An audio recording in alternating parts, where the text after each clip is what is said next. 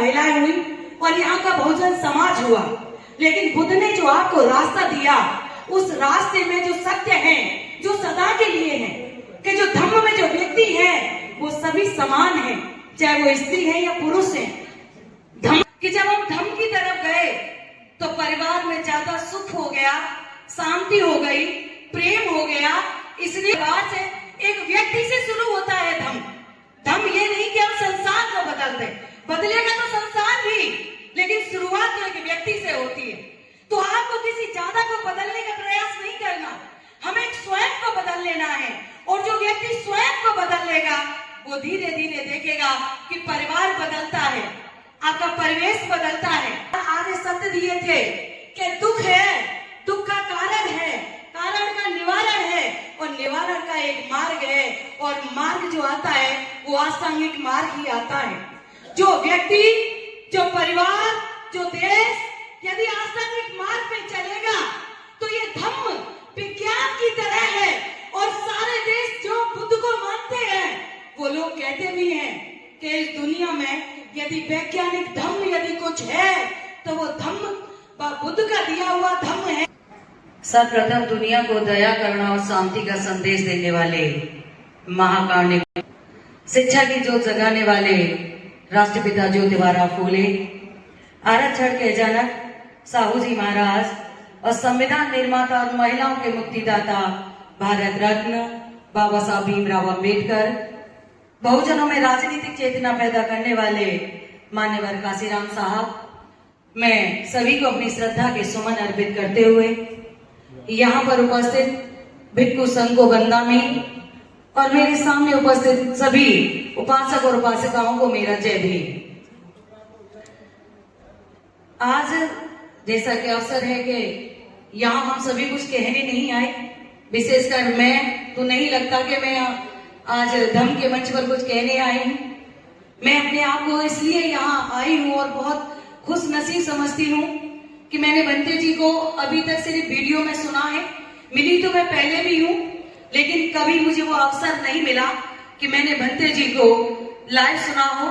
तो आज ये मेरे लिए एक खास अवसर है जिसके लिए मैं यहाँ आप सब लोगों के बीच में मैनपुरी चलकर आई कि आज पहली बार मुझे बंते जी को सुनने को मिलेगा।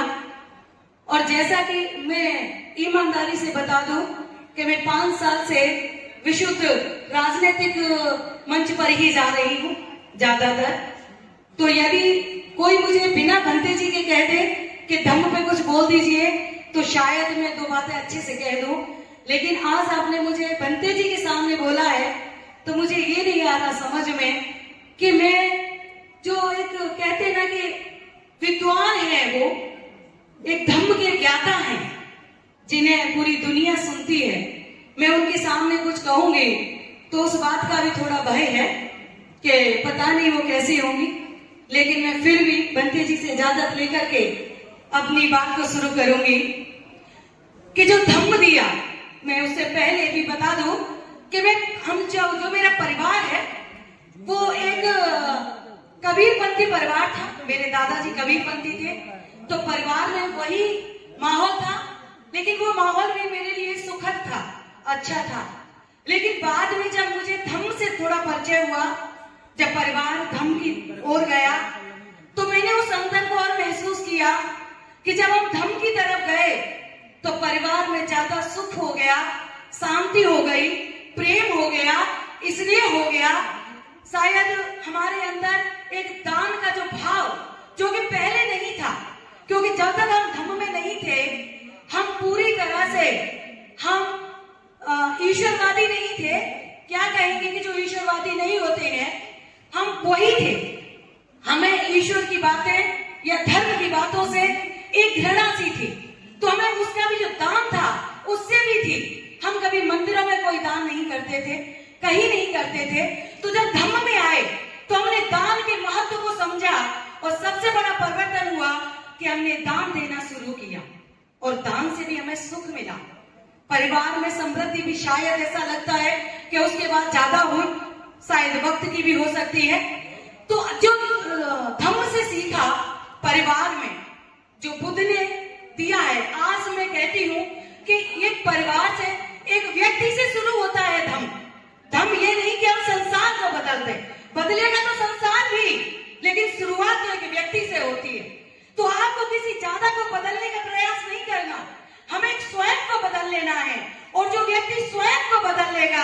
वो धीरे धीरे देखेगा कि परिवार बदलता है, आपका परिवेश बदलता है, समाज बदलता है। और फिर दोस्तों, आप लोगों की सहायता की जरूरत है और मुझे पूर्ण विश्वास है आप लोग मेरी जरूर सहायता करेंगे। मुझे वीडियो बनाने के लिए एक माइक, ट्राइपॉड और एक पावर बैंक और मोबाइल की जरूरत है। आप लोग मुझे धम्मदान जरूर कीजिए, भले थोड़ा सा कीजिए, जिससे कि मैं अच्छा सा कंटेंट और बना सकूं। और मैं अभी मेरा QR कोड है, इस पे आप स्कैन करके आप मुझे सहायता दे सकते हैं। देश बदलता है और दुनिया बदलती है। हमसे पहले शायद वो लोग बदल गए कि जिन्हें बाबा हमें जो धम्म दिया वो बाबा साहब भीमराव अम्बेडकर ने दिया। जब मुझे यहाँ एक दोहा याद आता है जिसे मैंने बचपन से पढ़ा था, जो पढ़ाया गया शिक्षा में कि गुरु गोविंद दो गढ़े काके लागू पाए और बलियाने गुरु आपको कि गोविंद दियो बताए। तो हमारे लिए तो जब बाबा साहब आए तब हमको बुद्ध मिले थे, तो हमारे लिए बुद्ध से पहले बाबा साहब थे। लेकिन वो लोग, दुनिया के वो लोग, वो देश जिन्हें बाबा साहब से पहले भी बुद्ध मिले हुए थे, जिन्हें बाबा साहब से पहले भी धम्म मिला हुआ था। यदि आज हम इस दुनिया में नजर घुमा कर देखते हैं तो उन देशों की कंट्री, उन देशों की स्थितियां हमारे देश से कई गुना बेहतर है तथा अन्य देशों से भी बेहतर है। क्यों? क्योंकि वहां बुद्ध थे, वहां लोगों के जीवन में आडंबर नहीं था, चमत्कार नहीं था, भाग्यवाद नहीं था। उन लोगों के जीवन में कर्म था, सम्यक दृष्टि थी, सम्यक ज्ञान था, सम्यक आजीविका थी, सम्यक ध्यान था। ये बुद्ध का अष्टांगिक मार्ग था। और बुद्ध ने जो 4 आर्य सत्य दिए थे कि दुख है, दुख का कारण है, कारण का निवारण है और निवारण का एक मार्ग है। और मार्ग जो आता है वो अष्टांगिक मार्ग ही आता है। जो व्यक्ति, जो परिवार, जो देश यदि अष्टांगिक मार्ग पे चलेगा तो ये धम्म विज्ञान की तरह है। और सारे देश जो बुद्ध को मानते हैं वो लोग कहते भी हैं कि इस दुनिया में यदि वैज्ञानिक धम्म यदि कुछ है तो वो धम्म बुद्ध का दिया हुआ धम्म है जो विज्ञान का रास्ता बताता है। विज्ञान भी तो यही बताता है कि दुनिया में कोई चीज है, उसका कारण है, उसके घटित होने का कारण है, इसकी एक वजह है और लोग इसी से विज्ञान की खोज करते हैं। लेकिन बुद्ध ने तो 2500 साल पहले ही आपको विज्ञान का रास्ता दे दिया। आज भी जो विज्ञान काम कर रहा है वो उन वस्तुओं पे काम कर रहा है, भौतिक वस्तुओं पे काम कर रहा है। लेकिन बुद्ध ने जो ज्ञान दिया वो व्यक्तियों पे काम करने वाले विज्ञान वाला मार्ग दिया। यदि जितना हम इस मार्ग पर चलेंगे तो जो देश इस मार्ग पर चले, बुद्ध के दिए हुए मार्ग पर चले, उन देशों ने हर वो क्षेत्र, चाहे वो राजनीति का क्षेत्र हो, सामाजिक क्षेत्र हो, विज्ञान हो, तकनीकी हो, उन्होंने हर क्षेत्र में वो अन्य देशों की तुलना में ज्यादा तरक्की की है। थाईलैंड देश में देखिए कि थाईलैंड देश जो लाफिंग इंडेक्स होता है उसमें सर्वोपरि है, जहां सबसे ज्यादा IQ लेवल है वो भी थाईलैंड का है। और थाईलैंड कैसी कंट्री है? एक बौद्धमय कंट्री है। तो हमें जब बाबा साहब ने धम्म दिया तो हम उस धम्म से आगे बढ़े। जो बाबा साहब से पहले या बुद्ध से भी पहले, थोड़ा पानी मिल जाएगा, जो बुद्ध से पहले जो समाज था उस समय भी यहाँ धर्म की और अंधविश्वास की और वर्ण, तो वर्ण व्यवस्था की यहाँ पर भी बेड़ियां थी। लेकिन बुद्ध ने जो यहाँ की जो समस्याएं थी, यहाँ सबसे बड़ी समस्या थी कि लोगों में, इंसानों में, व्यक्तियों में ही इतना भेदभाव था कि जिसने भेदभाव का शिकार तो यहाँ के पशु पक्षी नहीं हुए, उससे ज्यादा भेदभाव का शिकार इस देश में कोई हुआ तो सबसे ज्यादा महिलाएं हुई और यहाँ का बहुजन समाज हुआ। लेकिन बुद्ध ने जो आपको रास्ता दिया, उस रास्ते में जो सत्य है, जो सदा के लिए है, कि जो धम्म में जो व्यक्ति है वो सभी समान है, चाहे वो स्त्री है या पुरुष है। धम्म में जो लोग हैं वो समान शिक्षा ग्रहण कर सकते हैं। धम्म में जो लोग हैं वो समान व्यवसाय कर सकते हैं। धम्म में जो लोग हैं वो समान सम्मान के भी पात्र हैं। तो जो चीज हमें सदियों से नहीं मिली, यदि उस चीज का बिना लड़े यदि कोई दिखाया तो वो बुद्ध ने दिखाया। बुद्ध के जो विचार है, जो मार्ग है, वो एक सिर्फ मार्ग ही नहीं है, ये जीवन जीने की पद्धति है और ये एक क्रांति का मार्ग है। क्रांति कैसी? जहां आपको तलवार नहीं चलानी है, एक क्रांति ऐसी खड़ी की जो सिर्फ विचारों की क्रांति है और उसमें इतनी ताकत है कि उसके आगे तलवारें भी फीकी पड़ जाती हैं। तो हमें उस क्रांति को लेकर के जो विचारों की थी, जो हमें बाबा साहब ने दी, हमें यहाँ पर जितने भी हमारे महापुरुष हुए, चाहे हम माननीय काशीराम साहब जो हमारे पास अंतिम महापुरुषों की श्रेणी में थे, उन्होंने भी जो हमें विचार दिया, अंत में आकर के यही विचार दिया। यदि उससे पहले मैं ज्योतिबा फूले की बात करूं तो ज्योतिबा फूले को भी देखेंगे तो आपको उनके अंदर भी एक धम्म नजर आता है। ज्योतिबा फूले ने सत्य शोधक समाज बनाया और सत्य शोधक समाज की भी विशेषताएं यदि आप पढ़ेंगे तो धम्म से मिलती हैं।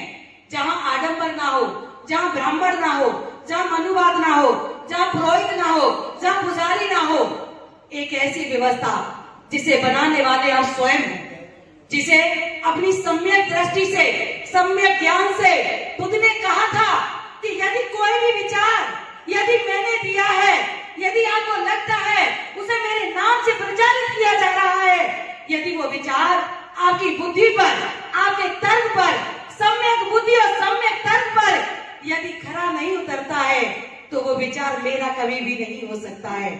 तो ये सोचने की शक्ति आपको स्वयं के लिए भी दी है, आपके स्वयं पर निर्णय छोड़ा है कि आप चीजों को छान करके, परख करके, परिचय करके जान सकें कि क्या बुद्ध है और क्या बुद्ध नहीं है।